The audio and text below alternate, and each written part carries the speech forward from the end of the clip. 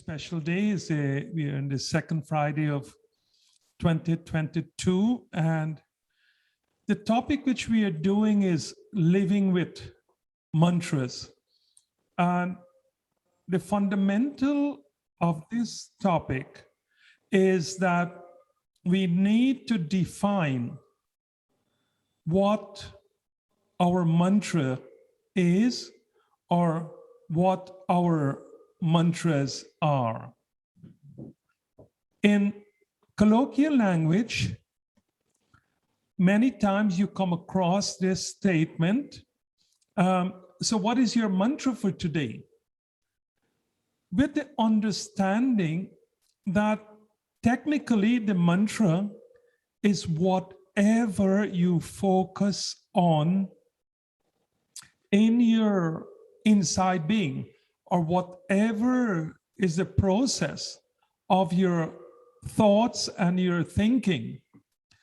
So a mantra can be a negative statement, bringing negative results, or it can be a positive statement, bringing positive results. So the mantra itself is not necessarily language specific, but it's thought specific. So if we want this day to be full of creativity, or we want this day to be full of self-awareness, then you would focus on a simple mantra: O Supreme Lord, as I start the day, let me be benevolent to all. So this is the main focus of a mantra, that whatever you focus in your mind, you're able to create it. Now, this world has 6 or 7 billion individuals, and each of those 7 billion individual has the identical and equal access to the Supreme Lord.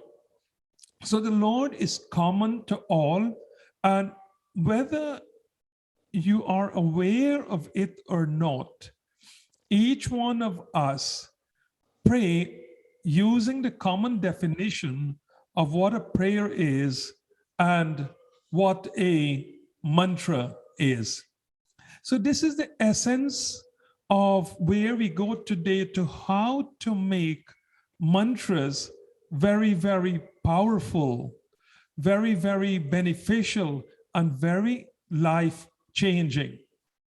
And if we can go through at the beginning, where we outlined very, very carefully that what are the benefits of mantra, and all mantras have this benefit.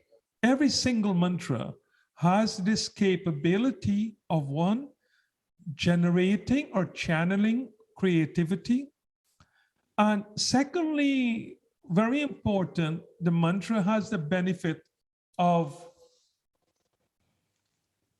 controlling anger, and third, which is most important, to always have a level of self-awareness. So when we are determining the level of our self-awareness, we were assuming that you as an individual wants to live a life of benevolence and a life of complete purity and satisfaction.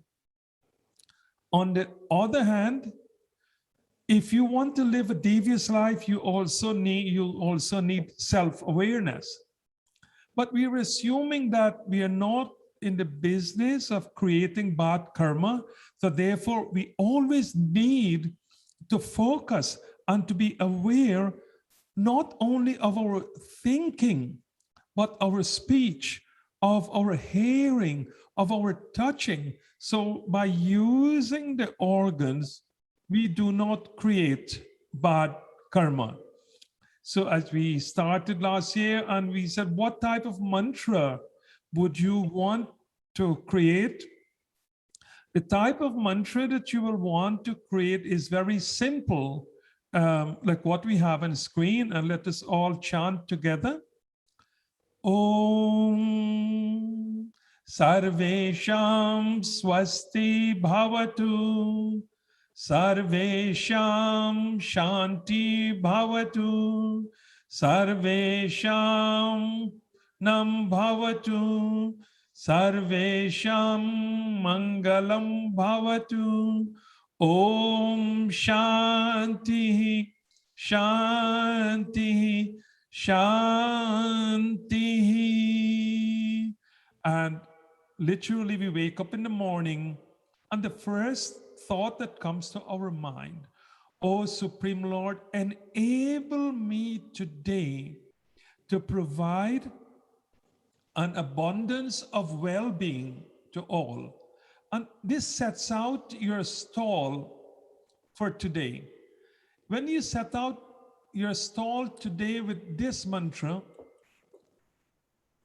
may there be an abundance of well being to all. You are recognizing your birthright to be a servant of the Creator, or to be a servant of the living beings of this universe. We then went on last week on this beautiful mantra, which we recite again.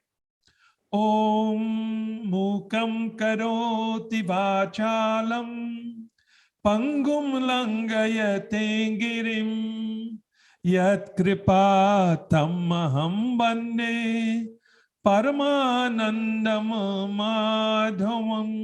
Again.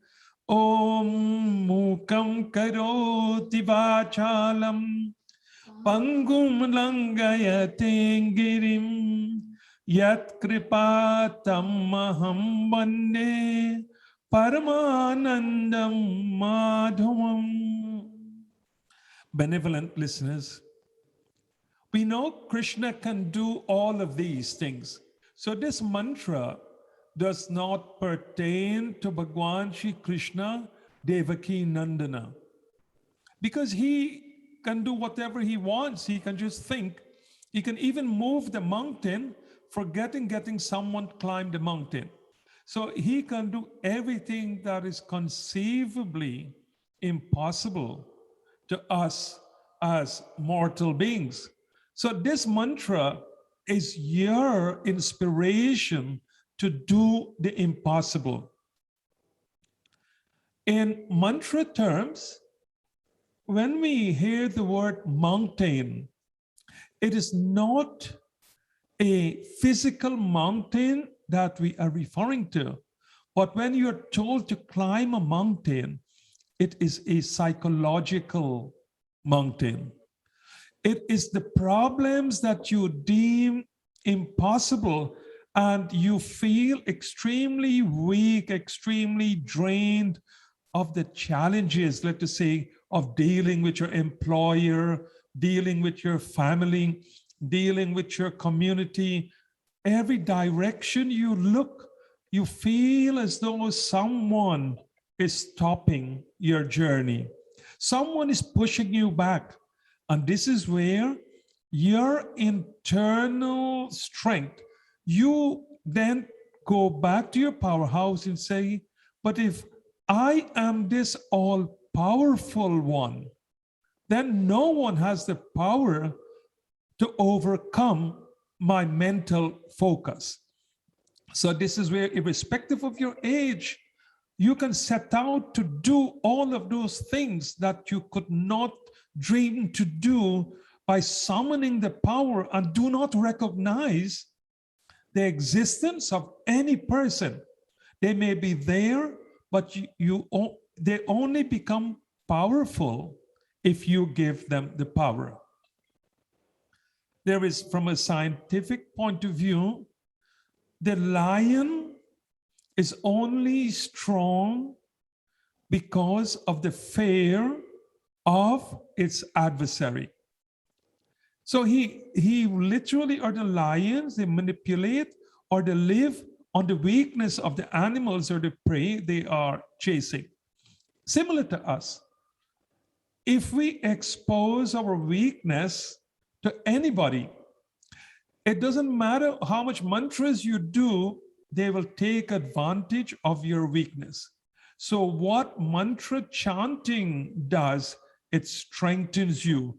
And you must have the faith of the mantra you are chanting. So the popular mantra, let us all chant this mantra. Om Tvameva Mata Chapita Tvameva Tvameva Bandhus Chasaka Tvameva Tvameva Vidya Dravinam Tvameva Tvameva Sarvam Mama Deva Deva. You yourself, if in the understanding of this mantra, is saying very, very clearly and definitively, Tvameva Vidya Dravinam Tvameva. Vidya is learning and Dravinam is wealth. So you're saying to this Lord, inspire me or give me all of the powers that I require to solve the problems of my life. So there was this little boy, he was about 9 years old, and he goes to the Pandit and he says, Pandit, I am very, very good in English, but I'm very poor in mathematics. So he says, look, I have an exam tomorrow. How am I going to pass this exam? So pray to the Supreme Lord. As you go into the exam room, acknowledge that he is the source of all help and all knowledge, and he is the greatest mathematician in the world. So the child goes into the exam room. The first paper was the mathematics paper. He looked at it. Very difficult formulas and calculus and integers. I do not know what to do at the age of 9. But it looked very difficult. But he focused on the Supreme Lord, on Saraswati Mata or Jagadambe Mata or his God, and he says, God, you are the source of all knowledge. And he started to answer his question. Now, the second paper was the English language, where he did not think he needed the help of the Supreme Lord. So he went, he did whatever he needed. When the results came, of course, he got stars in maths and he got very, very low marks in arithmetic, in English. So he goes back to the priest and he says, why did this happen? I should have got the maximum amount of marks in English.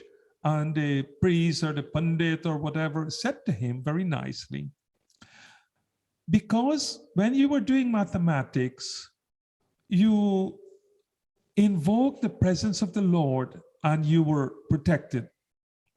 But because, for want of another word, you were egotistic, when you were doing your English, you thought you were the powerful one. You thought you were the one with the knowledge. You see the result. So what this simple story teaches us, it doesn't matter of what the level of our ability is. Let us always pay obeisance by prayer to the Supreme Lord, who is the source of everything, on what we call a moment by moment basis. And so today we come to the main topic of today. And today is a very special day. Today is Makar Sankranti. And we said very, very nicely, so let the sun inside of you shed its rays on all. Now, whatever exists on the outside also exists divinely on the inside.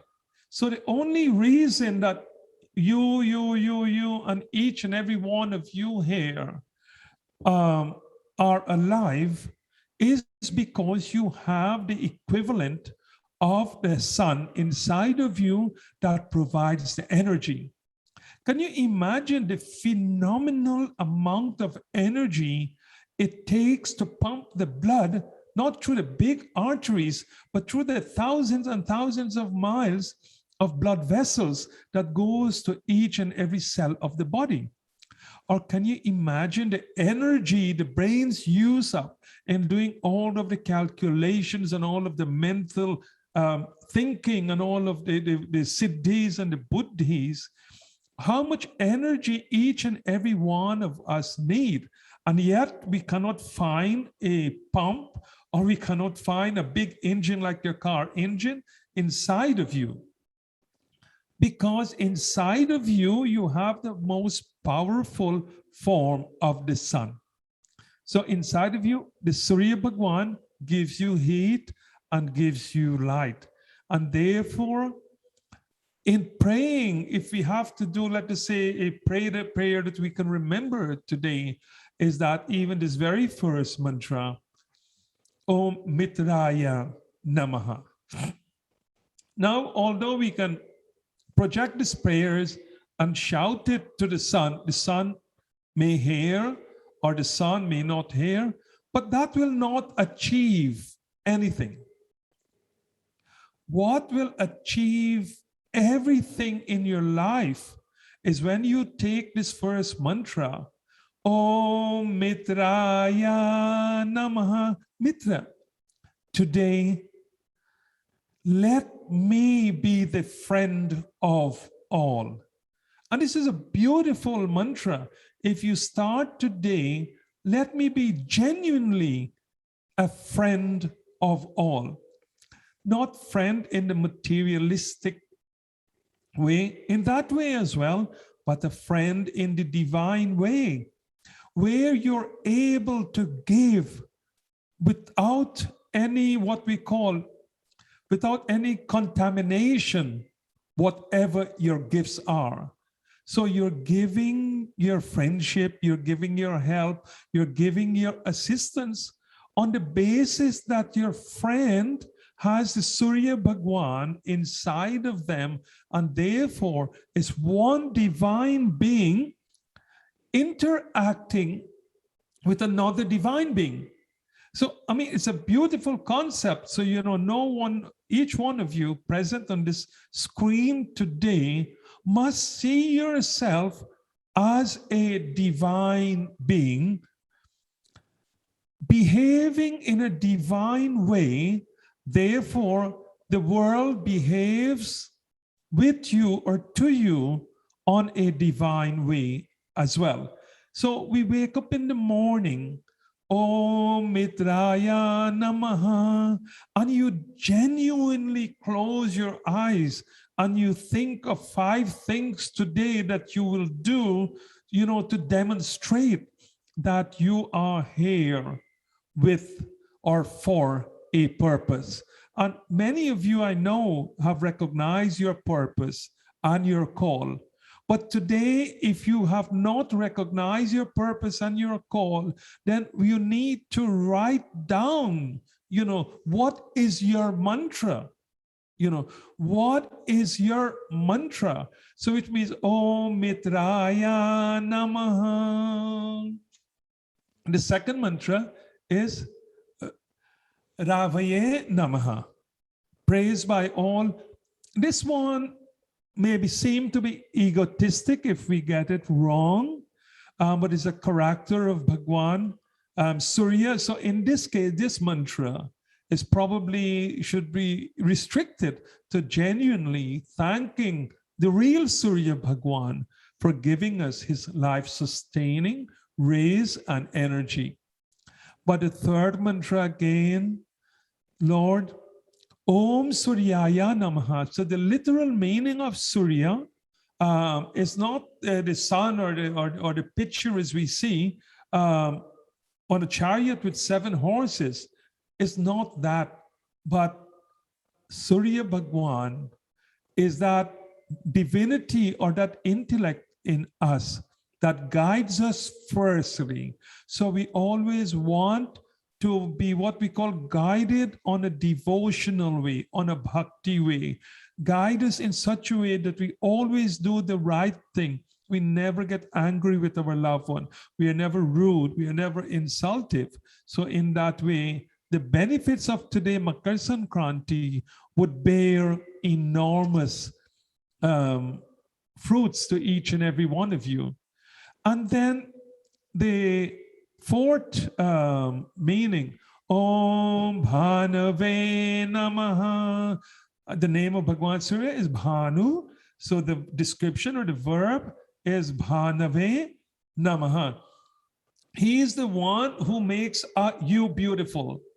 And it comes back to this very nice saying that beauty resides inside. Secondly, beauty is in the eyes of the beholder. Now, both of these meanings are equal in the sense that only if you're kind and if you're loving, would you be able to see every single person with love and care.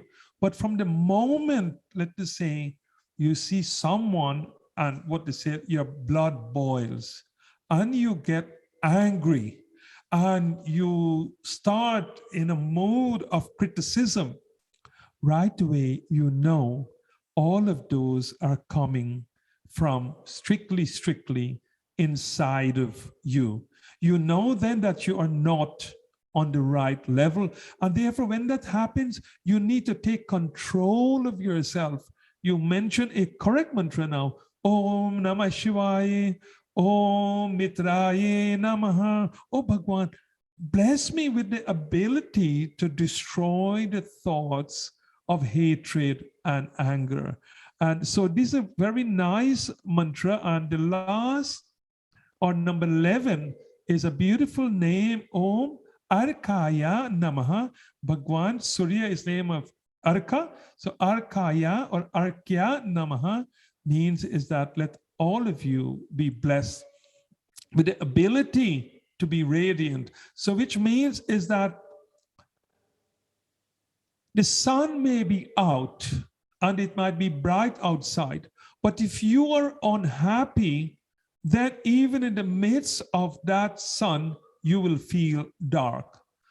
On the contrary, if you're happy and Surya Bhagwan inside of you is shining, that even if you go into a room which is dark, the radiance from your own divinity will brighten up each and every one of you.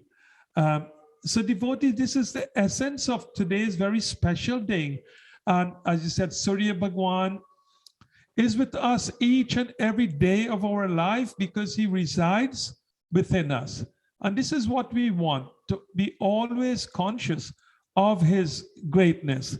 And just some facts about Surya Bhagwan, which you might find really interesting, is that, you know, he's symbolized as being seated on a chariot, and he has 7 horses symbolically. And then his charioteer is called Arun. It's beautiful, you know. So you want to know why someone is called Arun? Because they are always in the presence of Surya Bhagwan. Of course, we know that Surya Bhagwan doesn't ride on a horse that takes him across from east to west. That doesn't happen in reality because Surya Bhagwan is stable. But his power moves. Our rishis said he had 7 horses because each one of Surya Bhagwan rays has the 7 colors of the rainbow. So each ray of Surya Bhagwan has the full spectrum of colors.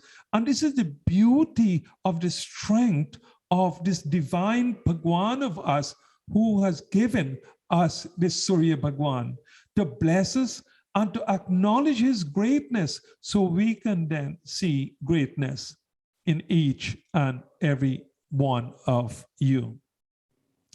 Devotees, the main topic for today is to develop your own mantra. And this is where is the joy of living with mantra. Each one of us have our own needs. Each one of us have our own likes, our own dislike. And so it would be highly unusual if we were to have the same mantra, that one thing or one mantra fits all. The Lord can accommodate whatever our thoughts process is. So you have got to decide in your life what you need to be strengthened, what you need to put focus on. And coming back again, by learning the basic components of our traditional Sanskrit mantras and why these sacred syllables matter to you, you will be better equipped to choose your own soul's mantra. And then let's define what a mantra is. A mantra is a tool of thought. And this is so critical. Let us just put this in bold. Right. So if we go into this now, okay, I am doing this mantra. Let us say you go to the temple and we do this mantra. Om Vishwani Deva Savitar Duritani Parasua Yad Bhadram Tana Asua. So devotees, you go to the temple or you go to the church or you go to the synagogue or you go to the mosque and you hear a mantra or the same mantra that is being, listened to by 100 or how many people are listening to this mantra. But of all of the people, there may be just one or two may be able to identify with the thoughts behind this mantra. So the whole idea of living with mantras is for me to let you know that you have the ability and the power to create your own mantra, because you must know what you need. You must know what you wish from the Supreme Being. You must know what you need from the creator of this universe. You must know what is within the capability of your intellectual internal powerhouse to generate. So a mantra, as we said, is a tool of thought. It is meant to aid you in harnessing your mind in order to connect with the inner self and thus the divine. So let us come down. We could pray and we can recite all of these words, but until they are internalized and have a mental focus, you will not get any benefits from those mantras. Near to impossible. If I were to ask any one of you, look, I want you to plant that big oak tree that you see in the park. You will say as well, my brother, that cannot be done. Why that can't be done? Because for that oak tree, or for me to get an oak tree of that size, I need to plant a very small acorn. So a child may ask, but Father, how can a big tree be in such a small seed? And this is where Dharma comes in.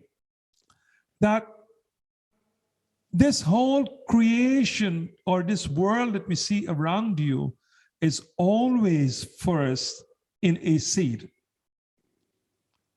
And it grows, whatever comes out of the seed grows from the inside to the outside. It can never grow from outside to inside. That is not the science. So without having this consciousness of the power of prayer, You can pray to any form, but if you're just praying to the form, then the benefit can never come. But when you are praying with the power generating from inside of you, knowing that you are a spiritual being, that you have the power to make the dumb become eloquent and the disabled climb a mountain, then you are starting to harness the power that resides within you. So a mantra, again, is a tool of thought, and the thought is normally converted into a spoken word. So for the mantra to work for you positively, it stems that this word here, the thought, if I make that a bit bigger, that the thought then can be either what we call pure or impure. It can be negative or it can be positive, but it's still a mantra. You know, some of the most violent robbers in India, they are called the Dakus. They are devotees of Kali Ma. So they do not pray to save anybody, but they go and pray in the morning, oh Divine Mother, let me be successful today in robbing people or doing destruction or to do damage. So the brains then, or the thought process, does not judge. It just gives you what your thoughts project. So you, by your thinking, you can climb a mountain, you can walk 100 miles, you can do good or you can do bad. So it's for you to choose the consciousness of the mantra. So it's not only choosing a mantra, but you must be very conscious of the mantras that you are choosing. Knowing again that your thoughts would then direct your eyes or your mouth or your ear to do the correct thing. So thinking again, the mantra again, knowing it to be a tool of thought will be the main determinant of the status of your happiness. We subconsciously make up a type of mantra just through thoughts and words we repeat daily in our lives and speech, negative and positive. And devotees, it comes back again to your spoken word. Do not use your spoken word idly, because the spoken word is a mantra. The spoken word has this power to elevate your status to that of a god. Or the spoken word has the power to bring you down to a lower level that you did not imagine was possible. So use your mantra with power. Use the spoken word with power and learn to use this tool as though it's a very powerful tool. Like all of the rishis will tell you, the same fire that you use to do yajna, the same fire that you use to cook and offer prasadam to Bhagwan, the same fire can be used for malevolent purposes.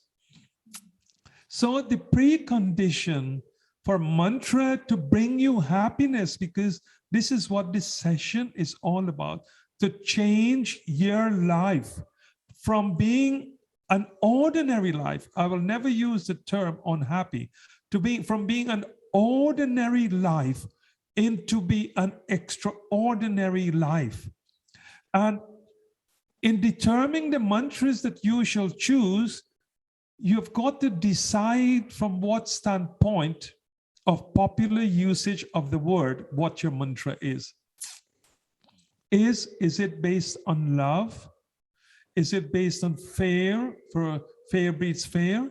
Is it something self-supporting, or is it something inspirational? Is it something self-critical? If it is, then reverse it with a love all mantra. So we are saying again that as you talk, so you will be, because your thought or your speech comes from the inner recesses of your mind. So what is your mantra? You know, if you know someone, every time you have a conversation with them, they're gossiping about somebody, then their mantra means that they're setting up themselves to be gossiped about. If their mantra is what we call criticize someone, so as soon as they open their mouth, they criticize someone, then of course that vibration goes out into the world, and criticism would surely come to them. So let us see what this beautiful next session is all about. One moment. If I can make this a bit bigger so we can go back again and 1 second, explain very nicely that what a calm mind does. What is saying here, a calm mind full of poise gives one power. Poise is power. Poise is power, for it gives your indeed divine power and energy a chance of rushing through your body for the purpose of achieving all that is good. When poise is activated, the decision making is spot on, accurate, benevolent, beneficial for your overall life success. So what the mantra is saying is that a ship reaches port only in calm seas. So the mantra that we want, this is why we have so much Shanti mantras. Shanti literally means peace. That at all moments of our life, every moment of our life, we have to focus on what we call this margin of peace within peace and all forms of thoughts. So in getting poise, you know, if we are having poise, there's a lot of what we call equanimity. There's a lot of what we call calmness within us. And when you're calm, your decision making is spot on. When you are calm, all divine energies flows into you, and the divine energies within you magnify 1,000,000 times. So you do not become this ordinary person, but you become this extraordinary person. So we are going to choose the mantra again, that when we wake up in the morning, oh Lord, let this day be full of peace. If we cannot remember any mantra, just remember Om Shantihi, Shantihi, Shantihi. As you go into your car, Om Shanti, Shanti, Shanti. As you go to your destination and you lock your car, Om Shanti, Shanti, Shanti. Then what happens? So you go down to the shopping center, but you did not lock your car. Worse than that, you left the windows open. Then your wife has left her purse and her wallet with her bag on the back seat for everybody to see. Yet 100%, because you have left that car under divine protection, guaranteed that when you come back, everything is there as you have left it. I'm not advising you to test God though, but have the faith that if you have done so innocently, then you are protected. Beautiful saying. One of the persons that influenced me as a child was an old auntie called Auntie Inasi. And she was the mother of what we call three Guyana scholars. Like most parents in Guyana, their children left them to come to UK in those days to study, and she was living in this house all by herself. And whenever she was asked, Grandma, aren't you scared to be in this house all by yourself in the night? And she said, son, when God protected the door, not even 100 centurion can break it down. And this is faith, that we must always have this faith that our home is protected. We must always have this faith that our journey is protected. Because then if you do not have that faith, then your prayers will not bear fruit. With prayer, there must be no fear. Where the problem arises, where you're fearful, look, okay, I am going to be mugged on the road. Something bad is going to be happen to me as I go out. So what you're doing, you are negating the benefit of the faith in your prayer, because fear of all sorts is what we call faith inverted. So the mantra teaches us that whenever fear comes to us, we must immediately be aware that you have made the supreme energy leave your body. And therefore, you use what we call the markers to bring back that supreme Lord within, or the supreme energy within this beautiful body by the mantras again. Om Shanti, Shanti, Shanti. That immediately, you know what happens is that your fear removes and you're back to your normal self. So today, main mantra is now 8:43. We have 10 minutes to introduce this mantra, but this is the fundamental mantra. This is one of the most popular mantra in the Vedic Dharma. It's a fundamental to how all humanity should live. In this course, we would never use the term that these mantras are Hindu mantras, because the term Hindu is a young term. It's a couple hundred years old. And this mantra has nothing to do with what we call the culture of what we call Hinduism. It may have everything to do with the Dharma of Hindustan or Bharat, from where this knowledge originate. But as we said, these mantras are like the sun. Their benefit goes to each and every person, community, or country who practices and understand the power of the thoughts behind the Vedic mantra. And so we use mantra to live what we call a happy and a harmonious life. So how can you avoid all problems in your life? You know, we avoid many recipes. Which one of these mantras can bring us infinite happiness on every single occasion and every day of our life? This mantra, it comes from the Vedas itself, from the Yajur Veda, book 40, verse 1, and it comes from the Isha Vasya Upanishad, and it's this beautiful mantra, and the thought behind it is a recipe for global peace and global harmony. Because, I'm always asked this question on my journeys that, if these mantras are so powerful, why has no one practiced, or why has this teaching not reached the ears of those who are making decisions of peace and war in this world?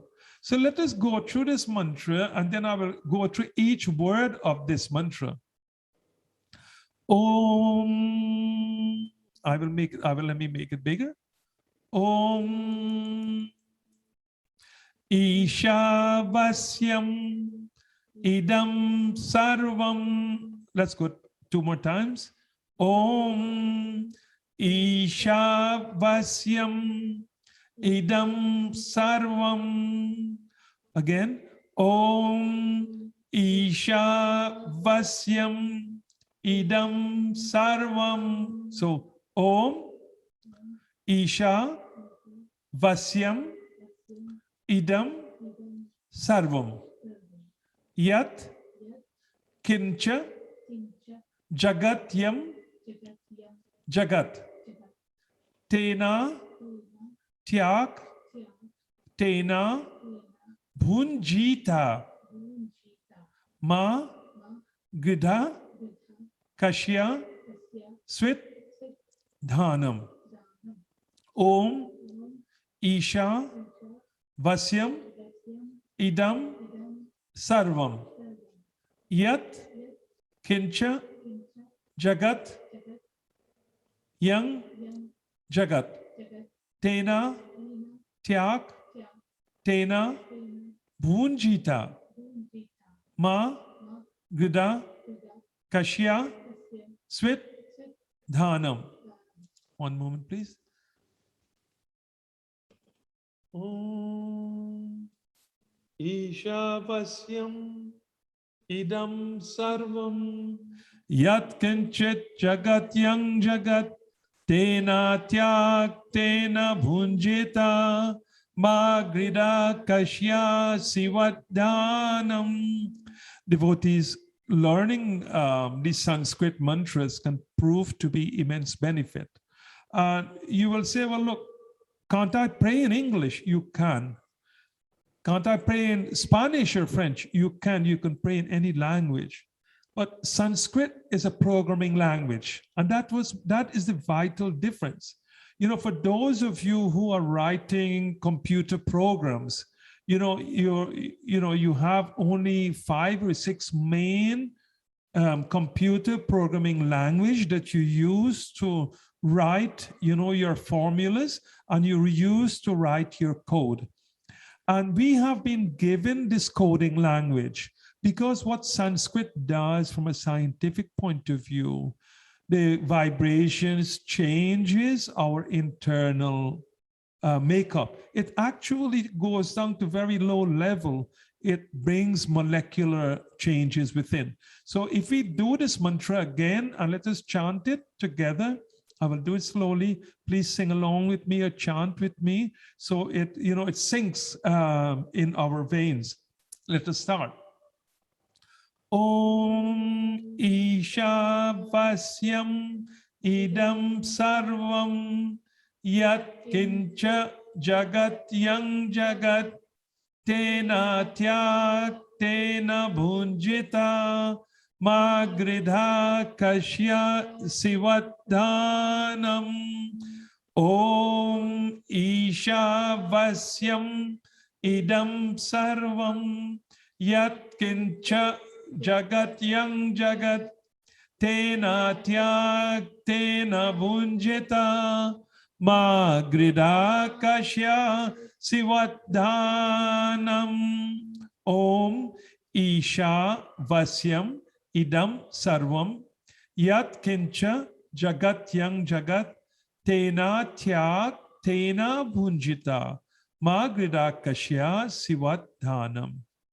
Devotees, let us understand very nicely the meaning of each word of this beautiful mantra. And this mantra starts with the term Om. As we know, Om is what we call the combination keys to give you the power or the blessings of the mantra.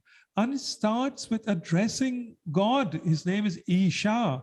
Isha is also another name for Bhagwan Shiva. It's called Ishanya. So Isha is the name of that Lord. But most important, Isha Vasyam. The mantra goes straight to the point to say, where does this God dwell? Yeah. Isha Vasyam. Vasyam means to dwell inside. But also it means envelopes or to dwell within. You see, so the term vas means to dwell, and also vas means to clothe both in and out. So we are addressing the Supreme Lord, as I've said to you in the previous lectures. You got to move on to the stage where you know that you're not this human body, but you're qualitatively part of the divine self. Isha Vasyam, O Lord that dwells inside of me, and I dwell inside of you. And this is the beauty that all of us, in dwelling inside of the Lord, occupies the same common home.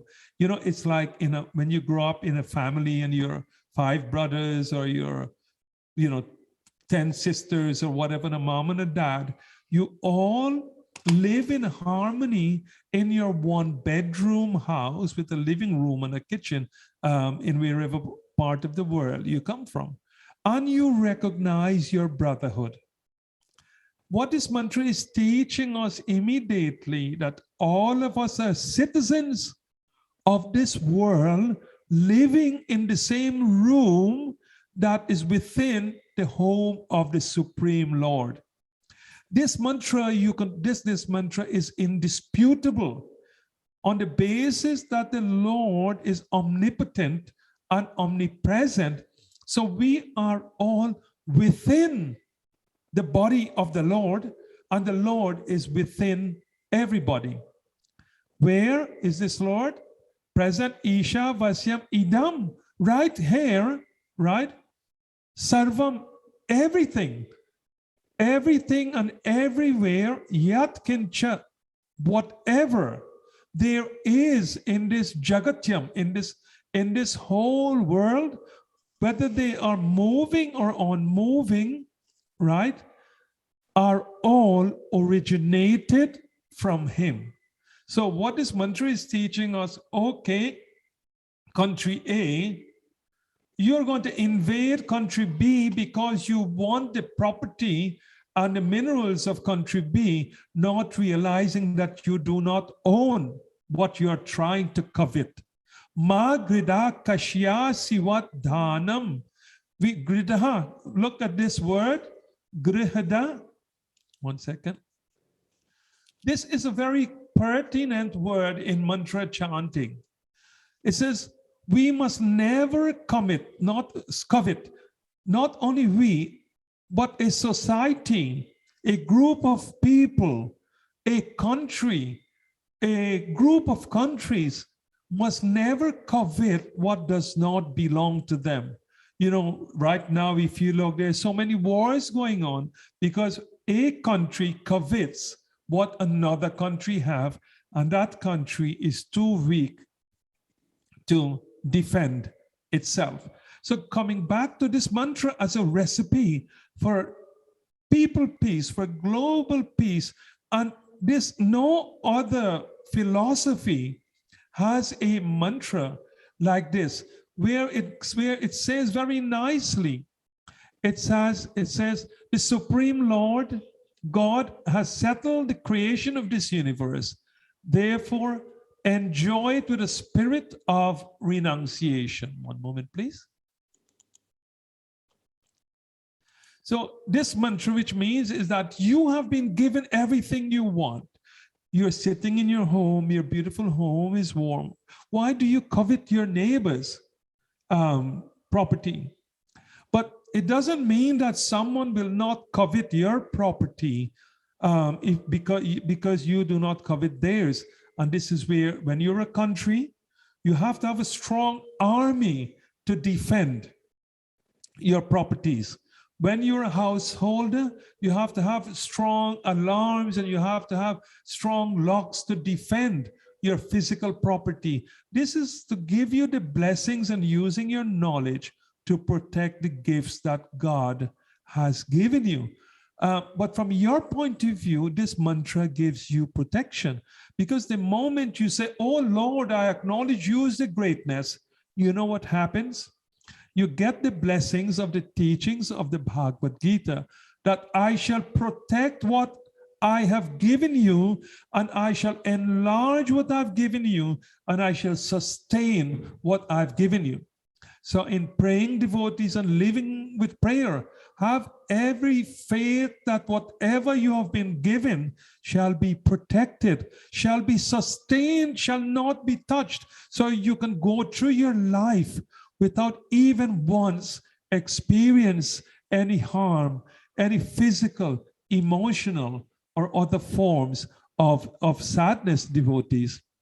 And there again, if we just look at the simple meaning again of, let us go now deep down into each line of this mantra.